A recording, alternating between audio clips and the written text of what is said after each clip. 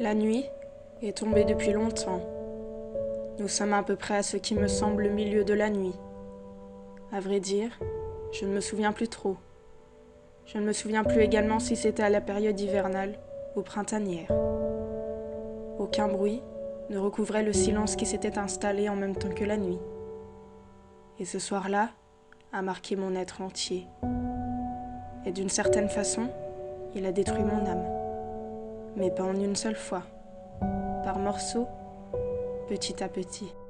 Ce soir-là, comme d'autres fois, je me suis retrouvée paralysée, sans voix, telle une poupée inanimée.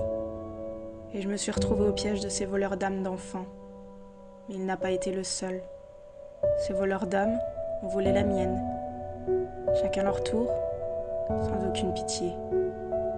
Leurs mains ont survolé mon corps comme si celui-ci était le leur. Mon être tout entier était paralysé tant par la peur et l'incompréhension de ce qu'il se passait. Mon âme d'enfant ne savait pas que tout ceci était mal, que tout ceci n'était pas normal, que ces voleurs d'âmes n'avaient pas le droit de voler la mienne, qu'à cet âge, j'aurais dû parler pour que cela cesse. Mais je ne savais pas, j'ignorais. La seule chose que je savais, c'est que je me sentais sale et vide. 10 ans de ma vie à défiler, enterrée dans un silence profond.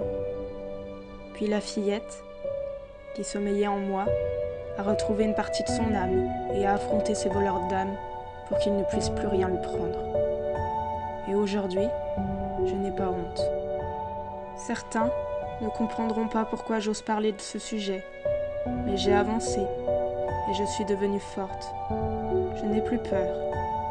Alors toi, qui es derrière ton écran, si ces voleurs d'âme t'ont déjà rendu visite, parle-en. Tu n'es pas seul. Beaucoup ont rencontré des voleurs d'âme. Tu peux les affronter et te reconstruire. Et surtout, ne culpabilise pas. Tu n'es responsable de rien. Il y a des âmes bienveillantes qui t'aideront à combattre les voleurs d'âme. Et sache que tu es une personne forte et une personne formidable.